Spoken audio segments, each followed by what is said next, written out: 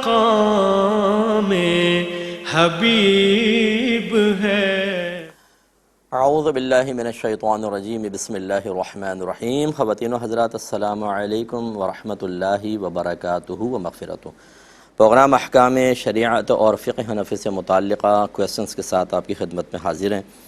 کسی نے offer question کیا تھا کہ ہماری جو پھوپھیاں تھیں اور خالائیں تھیں، ان کا رویہ والدہ کے ساتھ صحیح نہیں تھا، نہ وہ ان کو بلاتی تھی نہ کچھ، تو اولاد کو ان کے ساتھ تعلق رکھنا چاہیے یا نہیں؟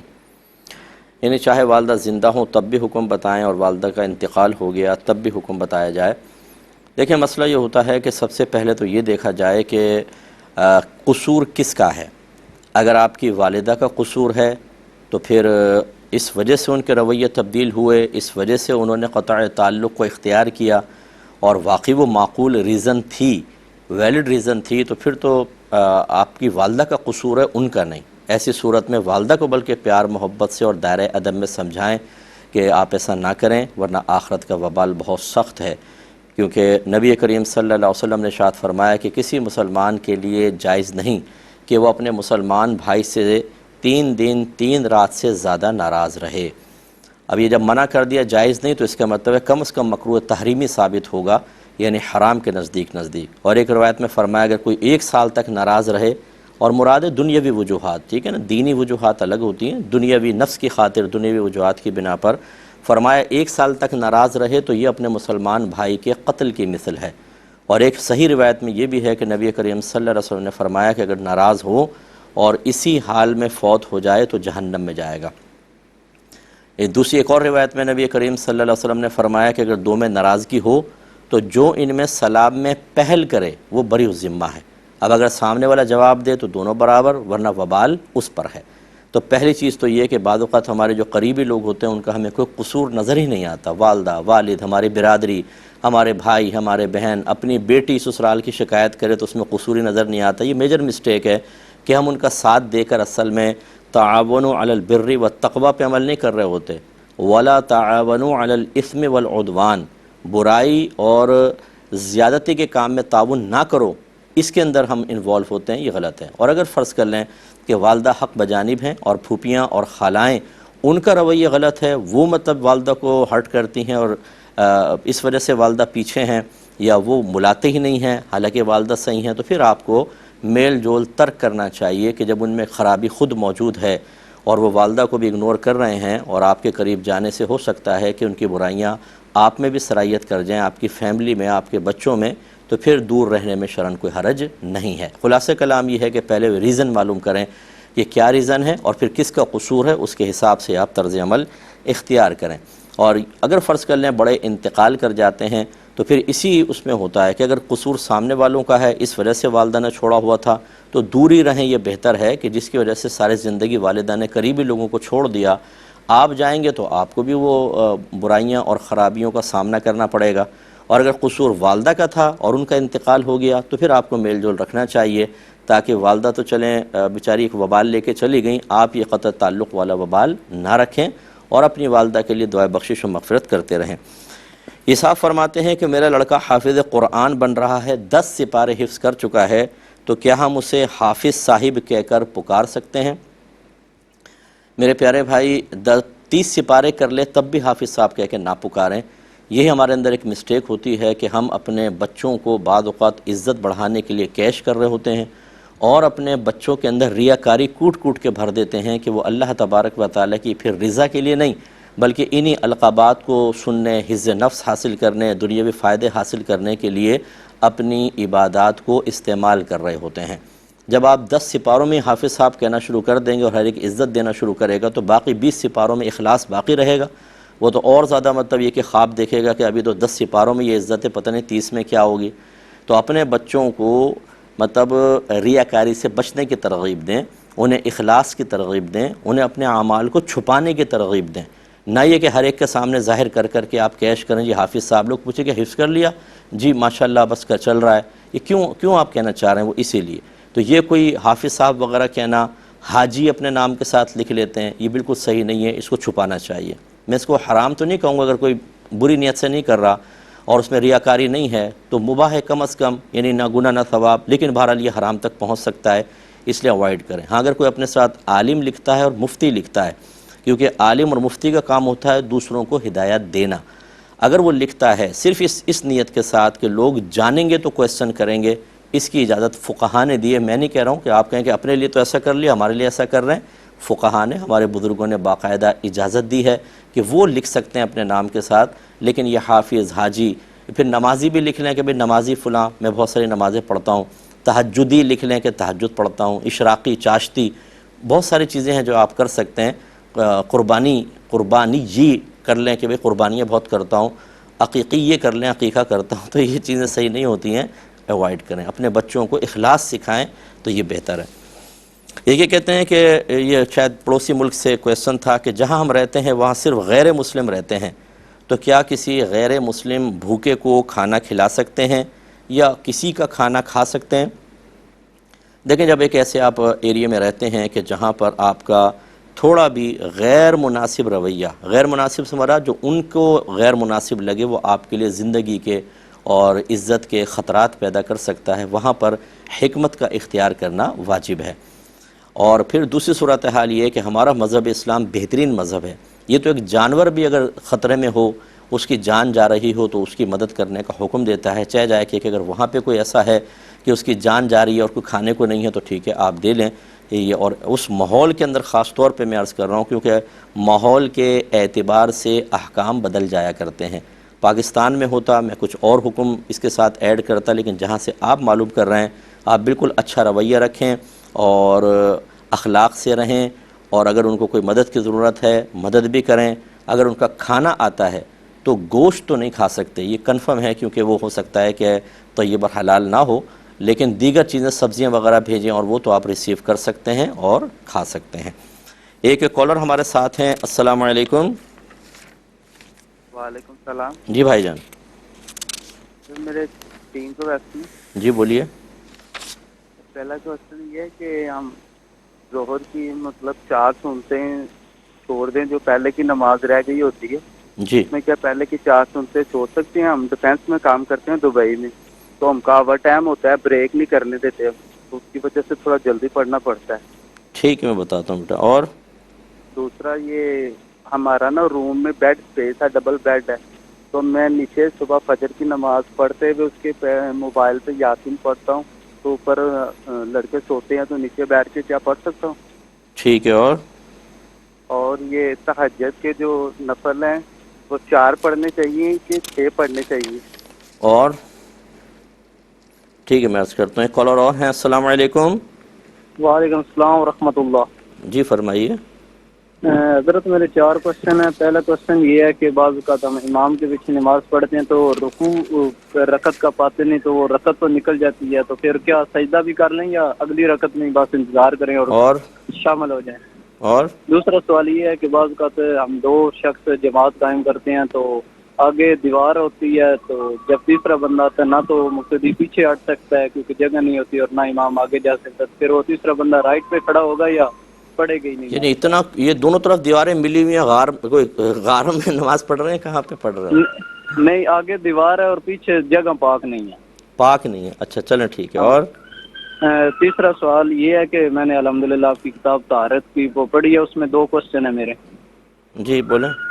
اس میں یہ کویسچن ہے کہ آپ نے لکھا ہے کہ عضو خاص کے دائیں بائیں جو بال ہیں وہ صاف کرنے ہیں، تو کیا عضو خاص کے اوپر جو بال ہیں وہ بھی جی صاف ٹھیک ہے۔ کرنے ہیں؟ اور بولیں بیٹا، اور کویسچن دیکھ لیا کرو، آپ فیملی بھی بیٹھی ہوتی ہیں، دیگر چیزیں، یہ آپ مجھ سے میرا نمبر لے لیں کنٹرول روم سے، وہاں کر لیا کریں، ٹھیک ہے؟ اور کوئی نہ کریں کویسچن کوئی اور؟ سوال یہ ہے کہ جو شخص اگر کوئی بچہ اڈاپٹ کیا جائے جی تو اس کو کاغذی کارروائی میں پھر اپنا نام لکھ سکتے ہیں یا اس کے اصل باپ کی طرف منسوخ کیا جائے گا؟ ٹھیک ہے ٹھیک ہے۔ اور میں انشاءاللہ ایک اور کالر ہیں۔ السلام علیکم۔ السلام علیکم۔ السلام علیکم۔ ہیلو، السلام علیکم۔ جی وعلیکم السلام، بولیے۔ جی السلام علیکم۔ ارے بھائی بولیے، آپ سلام ہی کرتے رہیں گے کیا؟ حضور چلیں ایک مختصر سا بریک لیں گے، ہمیں یقین ہے آپ ہمارے ساتھ ہی رہیں گے۔ بسم اللہ الرحمن الرحیم. بھائی نے کویسچن کیا کہ چونکہ یہ دبئی میں ڈیفنس میں کام کرتے ہیں تو اس لیے یہ کہتے ہیں کہ ہمیں جب ظہر کا ٹائم ملتا ہے تو صرف فرض ادا کر سکتے ہیں، سنت بعد اوقات ادا کرنا ہمارے لیے دشوار ہو جاتا ہے. تو ایسی صورت میں اگر ہم ظہر سے پہلے کی 4 سنتیں ترک کر دیں تو کیا حکم شرع ہوگا؟ دیکھیں، ظہر سے پہلے کی 4 سنتیں ویسے مؤکدہ ہیں، اور سنت مؤکدہ کا حکم یہ ہوتا ہے کہ 1-2 بار ترک کیا تو برا کیا اور عادت بنا لیں گے تو گناہگار ہوں گے. لیکن جیسے آپ کی صورتحال ہے کہ اس میں آپ کو اجازت ہی نہیں ہوتی ہے اور بہت ہی کلوز ٹائم ہوتا ہے اور آپ کے سیکورٹی کے مسائل ہیں، تو ایسی صورت میں اگر آپ ترک کر دیں گے، اللہ کی رحمت سے امید ہے کہ آپ کی گرفت نہیں ہوگی، آپ فرض پڑھ کے اپنی ڈیوٹی پہ پہنچ سکتے ہیں. ایک انہوں نے کہا کہ ہمارا روم جو ہے اس میں ڈبل بیڈ ہیں، لڑکے اوپر ہمارے جیسے ایک طرف کوئی لڑکے سو رہے ہیں ہم بھی سوتے ہیں، پھر میں فجر پڑھتا ہوں تو نیچے ہی بیٹھ کر سورہ یاسین پڑھ لیتا ہوں، تو کیا حکم شرع ہوگا جبکہ بیڈ پر کوئی لیٹا ہو؟ دیکھیں، یہ شدید ادب کے خلاف ہے. جب کوئی اوپر ہے تو پھر آپ کو نیچے ہونا چاہیے. کوئی اوپر ہے تو نیچے نہیں بیٹھنا چاہیے، بلکہ آپ کو بیڈ پہ بیٹھ جائیں جہاں پہ آپ سو رہے تھے، اور ہلکی آواز میں اتنا کہ بس اپنے کان تک سنائی دے آپ سورہ یاسین پڑھ سکتے ہیں، لیکن نیچے بیٹھ کے پڑھنا بہرحال بے ادبی ہوگی. تہجد کے نوافل کم از کم 2 ہوتے ہیں، اور زیادہ سے زیادہ نبی کریم صلی اللہ علیہ وسلم سے ایک روایت میں 8 تک ثابت ہیں اور 12 تک بھی بعض لوگ کہتے ہیں. تو کم از کم 2 پڑھ لیں، 4 بھی پڑھ سکتے ہیں، 6 بھی، لیکن ثابت کا مطلب یہ نہیں کہ اس سے زیادہ نہیں پڑھ سکتے، چاہیں تو اس سے زیادہ بھی پڑھ لیں، تو کم از کم 2 پڑھ لیں بہت ہے. ایک یہ کہتے ہیں کہ جب ہم بعض اوقات جماعت میں شامل ہوتے ہیں تو امام صاحب رکوع میں ہوتے ہیں، لیکن جب ہم قریب آتے ہیں وہ رکوع سے اٹھ جاتے ہیں، تو اب شامل ہونے کا تو کوئی فائدہ نہیں. اگر شامل ہو بھی گئے تو سجدے میں ہی ملیں گے اور یہ رکعت تو دوبارہ پڑھنی ہے، تو کیا ہم ویٹ کر سکتے ہیں؟ تو جی بالکل کر سکتے ہیں آپ، لیکن بعض لوگ یہ کرتے ہیں کہ صف میں آ کے کھڑے ہو جائیں گے. اب وہ امام صاحب سجدے میں جا رہے ہیں، وہ جو آپ کے برابر میں نمازی ہے وہ ڈسٹرب ہو رہا ہے کہ یہ پہاڑ کی طرح آ کے کھڑے ہو گئے. پھر آپ پیچھے رہیں اور ہو جانے دیں، جب وہ اگلی رکعت کے کھڑے ہوں گے تب آپ آ کے شامل ہوں، اور چاہیں تو آپ شامل ہو جائیں. واجب نہیں ہے شامل ہونا، بہتر ہے کہ جماعت کی موافقت ہو جائے گی تو آپ شامل ہو جائیں، یہ اچھا ہے. یہ کہتے ہیں کہ اگر امام نماز پڑھا رہے تھے، ایک مقتدی ساتھ تھا، امام کے آگے دیوار ہے، وہ آگے چل کے جا نہیں سکتے، اور مقتدی پیچھے اس لیے نہیں ہٹ سکتا کہ پیچھے جگہ ناپاک ہے. اب ایک اور آ گیا تو وہ کہاں کھڑا ہوگا؟ دیکھیں، حکم شرع یہی ہوتا ہے کہ جب ایک امام اور اکیلا مقتدی ہو تو وہ جیسے امام ہے تو اس کے ساتھ کھڑے ہو جائیں، اس طرح لیفٹ سائڈ پر، امام کے لیفٹ سائڈ پر، رائٹ سائڈ پر، اور اس طرح کھڑے ہوں کہ اس کا ٹخنا اس کے ٹخنے سے آگے نہ ہو، پیچھے ہو. یہ امام سائڈ پر، یہ سیدھے طرف. اب ایک دوسرا آئے، اگر آگے جگہ باقی ہو تو امام صاحب کو چاہیے کہ 2 لمبے قدم اٹھا کر آگے بڑھ جائیں، یہ دونوں مل کے کھڑے ہو جائیں. اور اگر امام آگے نہ بڑھیں، جسے جگہ نہیں ہے، تو مقتدی پیچھے ہٹے اور یہ دونوں پیچھے صف بنائیں. لیکن اب چونکہ آپ نے جو صورتحال ذکر کی ہے یہ الگ صورتحال ہے، اس میں اب یہ کرے گا کہ وہ جو نیا آئے گا وہ اس کے ساتھ کھڑا ہوگا، سیدھی جانبی. یہ نہیں کہ لیفٹ سائڈ کھڑا ہو جائے بلکہ سیدھی جانب کھڑا ہوگا. بامر مجبور یہ ٹھیک ہے، ورنہ اگر جیسے میں پہلے والی صورتحال بتائیں اس میں امام آگے بڑھے یا امام نہ بڑھے تو مقتدی پیچھے ہٹے، چنانچہ اگر دوسرا آ کے ساتھ کھڑا ہو گیا تو یہ ٹھیک نہیں ہوگا، مکروہ ہوگا. یہ کہ انہوں نے کہا کہ بچہ جو ہے وہ ایڈاپٹ کیا تھا تو اسے اپنا نام دیں یا اصل باپ کا نام دیا جائے. دیکھیں، اگر تو اصل باپ کا پتہ ہی نہیں ہے اور کاغذاتی کارروائیوں میں بہت پرابلم ہو جائے گی، کیونکہ بعض اوقات باپ کی موجودگی کی ڈیمانڈ ہوتی ہے، سائن کرنے ہوتے ہیں، یہ پرابلمس آ جائیں گی، تو پھر اپنا نام چاہے وہ والد کے خانے میں لکھیں، لیکن قصد و ارادہ یہی کریں کہ ہم سرپرست کی حیثیت سے لکھوا رہے ہیں، اور بچے کا نسب بدلنے کا قصد و ارادہ نہ کریں. اس کی علامت یہ ہوگی کہ جب کوئی پوچھے گا یہ کس کا بچہ ہے تو آپ کہیں ہمارا نہیں ہے، یہ کسی اور کا بچہ ہے، فلاں کا بچہ ہے، اپنی طرف اس کو منسوب نہیں کر سکتے.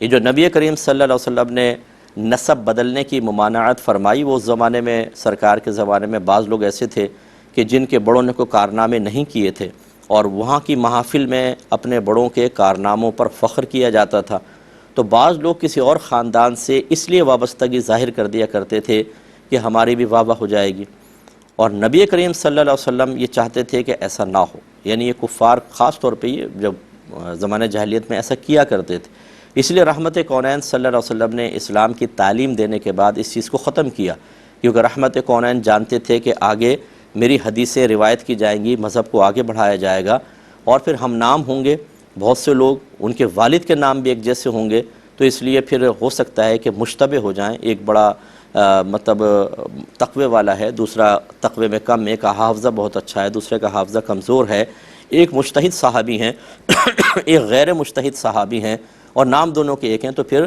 مشتبہ ہو جائیں گی حدیثیں، کیونکہ ان کی قوت اور ضعف کے مسائل تھے۔ یہ اللہ تعالیٰ نے الہام گویا کہ سرکار کو فرمایا، اور آپ جانتے تھے کہ ایسے معاملات ہونے والے ہیں، اس لیے سرکار نے سختی سے منع فرمایا کوئی اپنا نسب نہ بدلے، اور اس پہ جہنم کی وعید بیان فرمائی۔ لہٰذا آج کے دور میں بعض لوگ سید نہیں ہوتے، اپنے نام کے ساتھ سید لکھ لیتے ہیں تاکہ لوگ ہماری تعظیم شروع کر دیں۔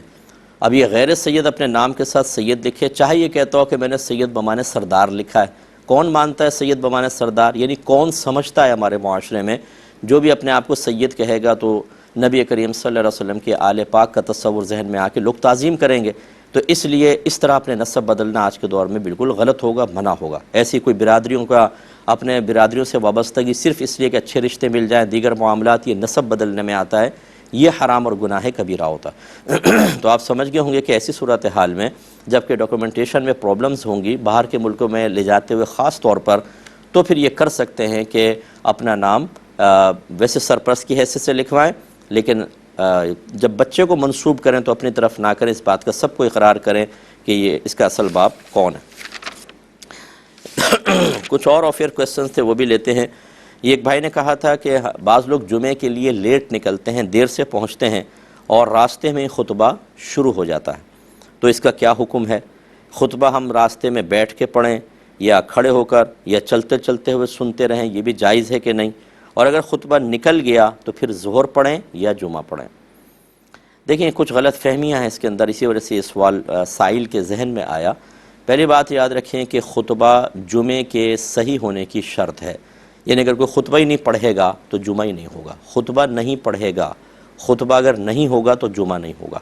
پہلی بات یہ، سننے کا اس سے کوئی تعلق نہیں، خطبہ اگر نہیں پڑھا تو ہوگا ہی نہیں۔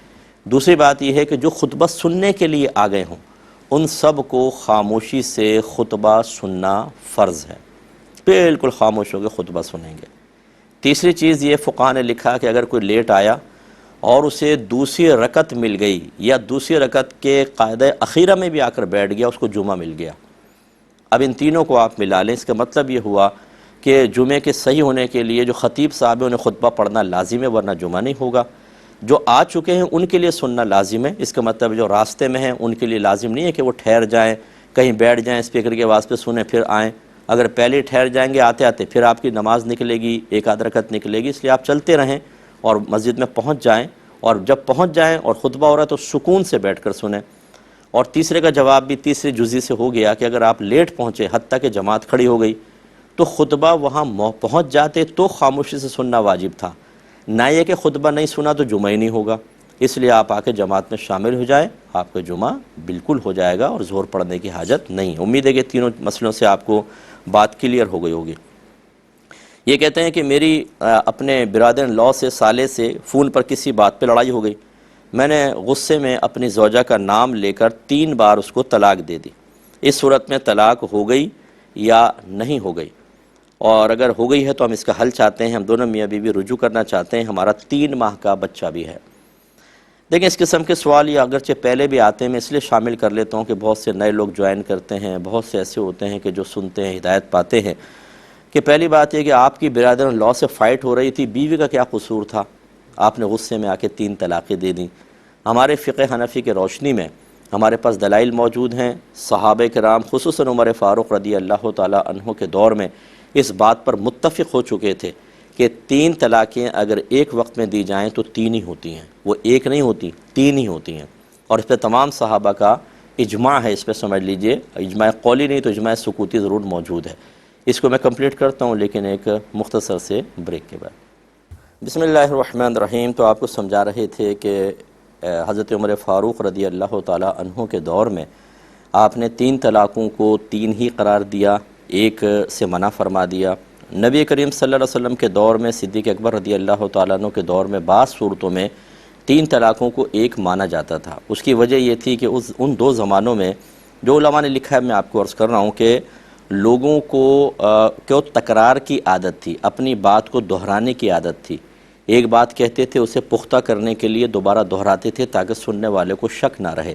جیسے ہم کہتے ہیں یار پانی لانا، پانی پانی، تو یہ 3 پانی نہیں منگائے بلکہ ہم نے ایک ہی دفعہ پانی منگایا ہے، باقی 2 جو ہیں وہ سامنے والے کو یہ سمجھانے کے لیے کہ کہیں وہ چائے اٹھا کے نہ لے آئے، کوئی اور نہ لے آئے، اچھی طرح سمجھ جائے، 2 دفعہ اور دہرا دیے. تو رحمت کونین صلی اللہ علیہ وسلم نے جب بھی آپ دیکھیں حدیثوں کا مطالعہ کریں، جب آپ نے اس زمانے میں یہ ملاحظہ فرمایا کہ 3 لفظ کہے ہیں لیکن ایک دینے کا ارادہ ہے تو ایک قرار دے دیا، اور اگر 3 کے اندر کوئی تعویل محسوس نہیں ہوئی تو 3 ہی قرار دیں. جیسے کسی نے 1000 طلاق دی، سرکار نے فرمایا 3 ہو گئی، باقی لفظ چلی گئیں. یہاں پہ کیونکہ ایک کا ہو ہی نہیں سکتا تھا، اس نے 1000 طلاقیں دی ہیں. تو یہ چیز ذہن میں رکھیں. عمر فاروق رضی اللہ تعالیٰ عنہ کے دور میں اسلوب کلام تبدیل ہو گیا، پھر لوگ 3 طلاقیں 3 ہی کے قصد و ارادے سے دینے لگے. جب آپ نے اپنے اطراف میں یہ ماحول دیکھا تو آپ نے فرمایا کہ اب ہم 3 طلاقوں کو 3 ہی قرار دیں گے، اور دیگر جو صحابہ تھے انہوں نے اس پر اتفاق کیا تو اجماع ہوا. پھر ہمارے چاروں ائمہ حضرت امام اعظم، امام شافعی، امام مالک، امام احمد بن حنبل اور رضی اللہ عنہم، یہ سب کے سب اس پہ متفق ہیں کہ ایک وقت کی 3 طلاقیں 3 ہی ہوتی ہیں. پھر 1500 سال کے جتنے بڑے بڑے فقہا گزرے وہ سب اس پر متفق. تو اس لیے اگر کوئی 3 طلاق کو ایک وقت میں ایک کہتا ہے، میں ٹھیک ہے وہ اپنے دلائل سے کہتا ہے، میں ان کو برا بھلا نہیں کہوں گا، وہ ان کی اپنی رائے ہے. لیکن اہل سنت جہاں پر بھی آپ کو ملیں گے وہ یہی مفتیان کرام فتویٰ دیں گے کہ 3 طلاقیں ایک وقت کی 3 ہی ہوتی ہیں، اور آپ کو انہی کو فالو کرنا چاہیے، اور میجورٹی میں ہمیشہ یہی رہے ہیں. اللہ تبارک و تعالیٰ نے قرآن عظیم میں جو فرمایا کہ اہدنا الصراط المستقیم صراط الذین انعمت علیہم، ان لوگوں کے راستے، اے اللہ ہمیں ان لوگوں کے راستے پہ چلا جن پر تو نے انعام فرمایا.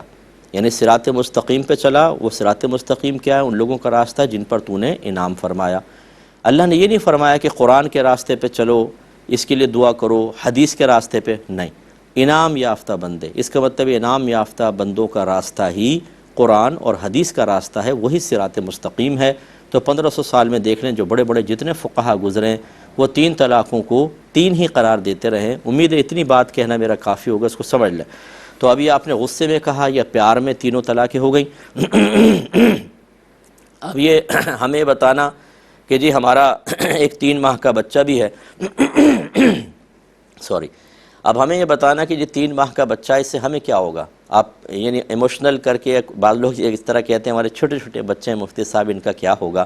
تو میں دائرہ دم میں کہتا ہوں کہ یہ پہلے آپ کو سمجھ میں نہیں آیا تھا کہ ان کا کیا ہوگا. بچے میرے تو نہیں، بچے تو آپ کے ہیں. تو یہ تو پہلے آپ کو سوچنا چاہیے تھا. ایک سمجھدار باپ، ایک سمجھدار ماں وہی ہوتی ہے جو صرف اپنی ذات کو نہیں دیکھتی، پھر اپنے بچوں کو، اپنی فیملی کو، اپنے خاندان کو دیکھتے ہیں، تمام چیزوں کو دیکھ کر فیصلہ کرتے ہیں. آپ نے نہیں کیا اور تباہ ہوئے. اب اگر آپ رجوع کرنا بھی چاہتے ہیں تو شریعت آپ کی مرضی کے مطابق نہیں چلے گی. پہلے بھی آپ نے غلطی کر لی، اب شریعت کے موافق چلیں.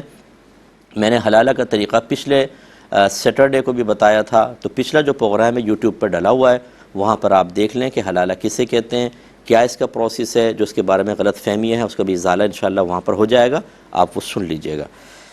یہ کہتے ہیں کہ جنازہ ہو رہا تھا، امام صاحب نے 3 تکبیرات پر ہی سلام پھیر دیا.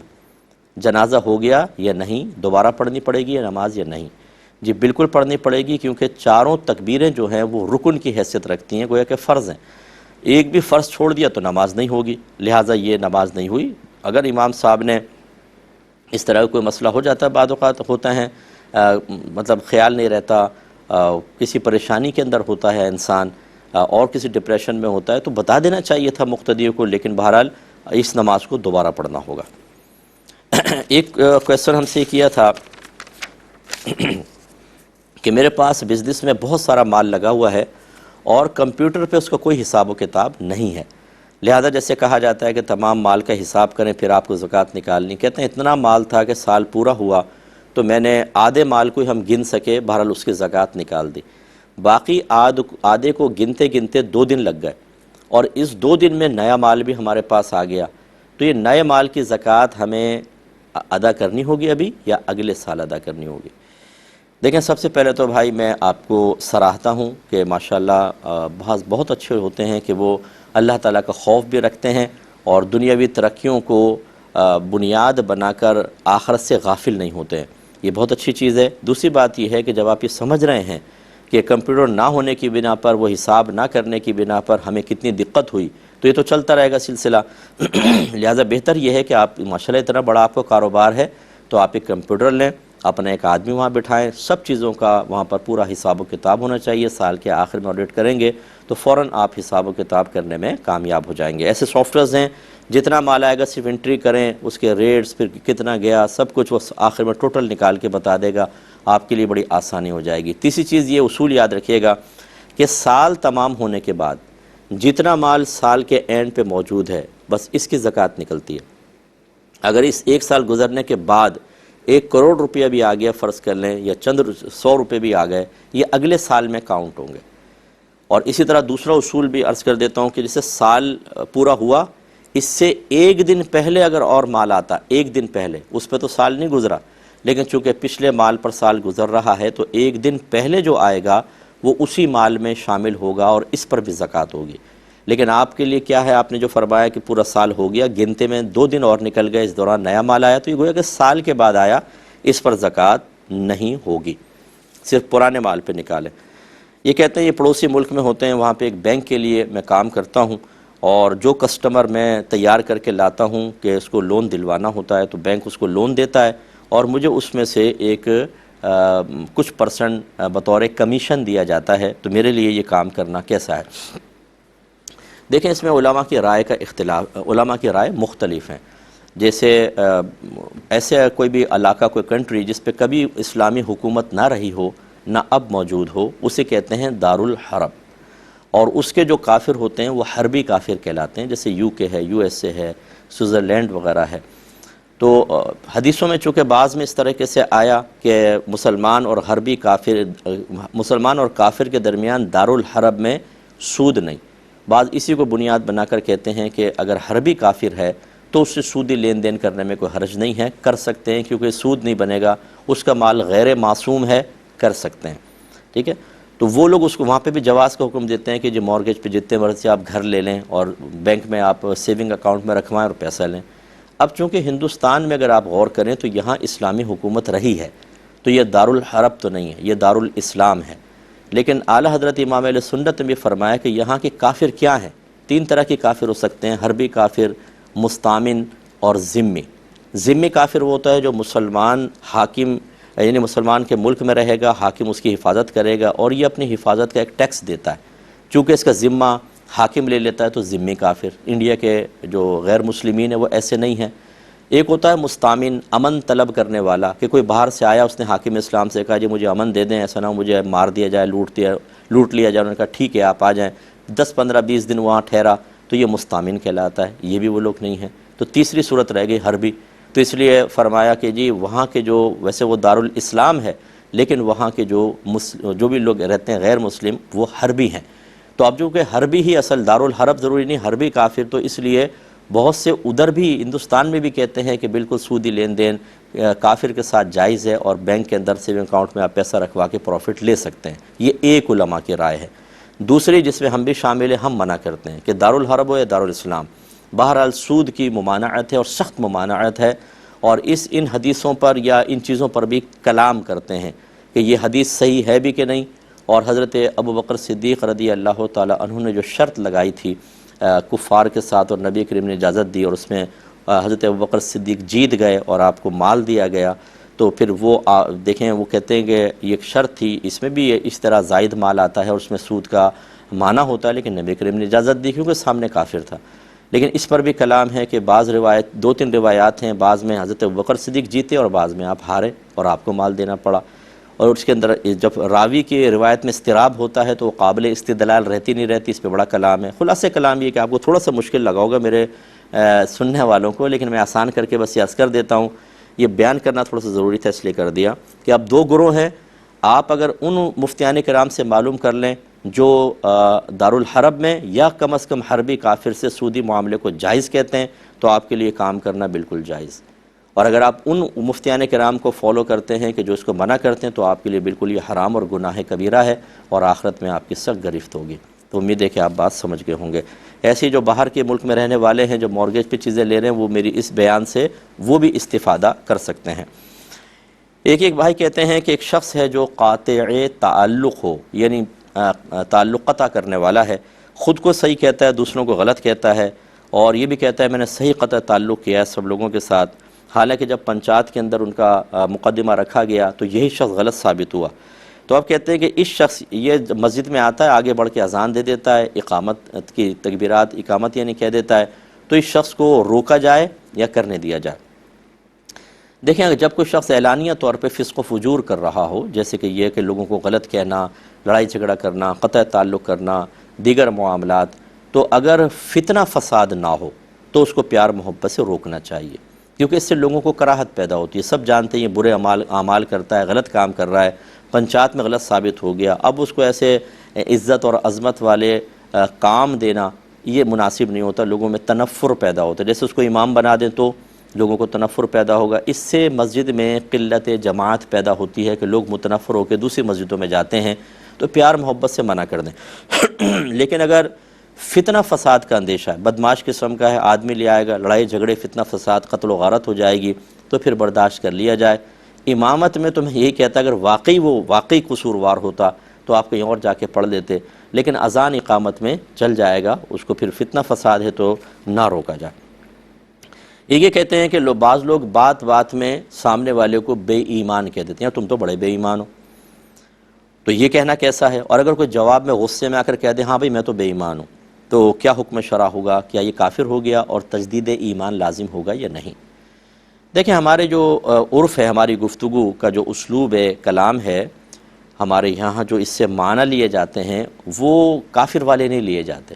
بے ایمان کا مطلب خیانت کرنے والا، مکمل دیانت نہ کرنے والا۔ جیسے ہم دکانداروں کہتے ہیں تم تو بے ایمان ہو، صحیح نہیں تولتے تم، تو یہ نہیں کہنا کہ تم کافر ہو، بلکہ یہ کہ تم پر ایک ذمہ داری ہے، تم اس کو صحیح طریقے سے پورا نہیں کرتے، امانت میں خیانت کے مرتکب ہو رہے ہو۔ تو لہٰذا یہ لفظ بہرحال نہیں کہنا چاہیے، لیکن اس پہ وہ والا حکم نہیں لگے گا جو نبی کریم صلی اللہ علیہ وسلم نے ارشاد فرمایا کہ جو کسی مسلمان کو کافر کہے اور وہ کفر کا اہل نہ ہو، یعنی وہ اس میں کوئی کفریہ بات نہیں ہے، تو یہ کہنے والے کی طرف لوٹ آئے گا۔ تو خلاصہ کلامی اگر کسی نے ایسا کہا اور سامنے والے نے کہا ہاں تو میں تو بے ایمان ہوں، اب یہ بس یہ ہے کہ اس نے جب اپنے آپ کو بے ایمان کہا تو اس کی نیت معلوم کر لیں۔ اگر یہ کہتا ہے کہ جس معنی میں اس نے مجھے بے ایمان کہا میں نے اسی معنی میں کہا کہ ٹھیک ہے اگر تم مجھ پہ الزام لگاتے ہو، ٹھیک ہے بھائی میں خیانت کرنے والا ہوں، پھر تو ٹھیک ہے، وہ کافر نہیں ہوگا، تجدید ایمان کی حاجت نہیں ہے۔ لیکن خدا نہ خواستہ اگر اس نے اسی قصد و ارادے کے ساتھ کہا کہ میرے تو ایمان ہی نہیں ہے، میں ٹھیک ہے مانتا ہوں کہ میں کافر ہوں، اس قصد و ارادے سے کہا تو پھر تجدید ایمان اور تجدید نکاح لازم ہوگا۔ لیکن ایسے الفاظ نہ کہے جائیں۔ جب آپ کہتے ہیں تو بچے بھی دیکھ رہے ہوتے ہیں، دوسرے لوگ اس کو لیتے ہیں، کیچ کرتے ہیں، اور وہی عادات پھر پھیل جاتی ہیں، اور مناسب نہیں ہوتا کسی مسلمان کو بے ایمان کہنا۔ تو گویا کہ اس کے ظاہری الفاظ کی طرف نہیں آئیں گے، ورنہ بے ایمان کا مطلب جس کا ایمان نہ ہو، جس سے ہم کہتے ہیں بے گھر، کہ اس کا گھر نہیں ہے، ایسی بے ایمان کا مطلب جس کا ایمان ہی نہ ہو، جس کا ایمان نہ ہو وہ کافر۔ لیکن بعض اوقات الفاظ اپنے حقیقی معانی میں استعمال نہیں ہو رہے ہوتے، مجازاً ہم دوسرے معنی لے رہے ہوتے ہیں، جیسے یہاں پر بے ایمان سے مراد خائن، امانت میں خیانت کرنے والا، ذمہ داری پوری نہ کرنے والا، چیٹنگ کرنے والا، ملاوٹ کرنے والا، تو اس کا وہ کفر والا حکم نہیں ہوگا۔ یہ کسی نے بھیجا، میں نے کہا چلو تھوڑا سا آپ بھی مسکرا جائیں گے، کہتے ہیں یہ پڑوسی ملک سے تھا، اب یہ پتہ نہیں گوگل سے اس نے مانگا تھا، کہاں سے مانگا تھا، کہتا ہے مجھے میسج نہیں آ رہا کہ کون سی سبزی بناؤں، مفتی صاحب کوئی وظیفہ بتا دیں۔ اب آپ اندازہ کریں پتہ نہیں کہاں کے میسج کا انتظار کر رہا تھا، اس نے سبزی کا لفظ لکھا، یہ زے کو جیم کے ساتھ لکھتے ہیں، بعض وہاں کے علاقے والے ایسے ہوتے ہیں۔ تو اب میرے پیارے بھائیوں، سب کو، باقی میں لوگوں کو کہتا ہوں کہ ہر چیز کا وظیفہ نہیں ہوتا، یہ آپ نے جو جعلی قسم کے عاملین ہیں ان کے آستانے آپ ہی نے آباد کیے ہیں۔ اگر ہر چیز کا ایک وظیفہ ہوتا تو بتائیے نبی کریم صلی اللہ علیہ وسلم نے صحابہ کرام کو کتنے وظیفے دیے، وہ بیمار بھی ہوئے، ان کے کاروبار بھی مسائل کا شکار ہوئے، وہ زخمی بھی ہوئے، گھر کے تنازعات بھی سرکار کے سامنے لائے گئے ہیں، لیکن کہیں ایسا نہیں ہوا کہ سرکار نے فرمایا وظیفہ پڑھ لو تمہارا مسئلہ حل ہو جائے گا۔ بعض جگہ وظائف دیے ہیں، اس کا انکار نہیں کر رہا ہوں، لیکن جیسے ہماری ایک عادت ہو گئی کہ اگر چھینک بھی آئے نا مفتیٰ چھینکیں بہت آ رہی ہیں وظیفہ دے دیں، آنکھ پھڑک رہی ہے وظیفہ دے دیں۔ ایک بہن نے کہا میرا بچہ گناہوں میں لگ گیا، بری عادات میں لگ گیا ہے، لگتا ہے اس کو نظر ہو گئی ہے تو اس کا وظیفہ دے دیں۔ ہر چیز کا وظیفہ نہیں ہوتا ہے، یاد رکھیں شریعت نے قرآن کیوں رکھا ہے، حدیث کیوں رکھی، ان کو پڑھیں، اس کی تعلیمات کو اختیار کریں، اپنے بچوں کی، گھر والوں کی تربیت کریں۔ تو انشاءاللہ عز و جل پھر وظیفوں کی حاجت ضمنی طور پہ رہے گی، ان قرآن کی اور حدیث کی تعلیمات سے انشاءاللہ آپ کے گھر اچھا بنے گا۔ اب چونکہ پروگرام کے وقت تقریباً ختم ہو چکا ہے، انشاءاللہ کل اسی وقت 8 سے 9 بجے کے درمیان آپ کی خدمت میں حاضری کا شرف حاصل ہوگا۔ اس وقت تک کے لیے اپنے میزبان کو، ہماری کیو ٹی وی کی پوری ٹیم کو اجازت مرحمت فرمائیں۔ آپ ہمارے لیے دعا کیجئے، میں آپ کے لیے دعا گو ہوں کہ اللہ تبارک و تعالی ہم سب کو اپنے دین اسلام کے قریب آنے اور اپنے گھروں کو شریعت کے لیے گھروں کے دروازوں کو کھول دینے کی توفیق عطا فرمائے، آمین۔ وآخر دعوانا ان الحمدللہ رب العالمین۔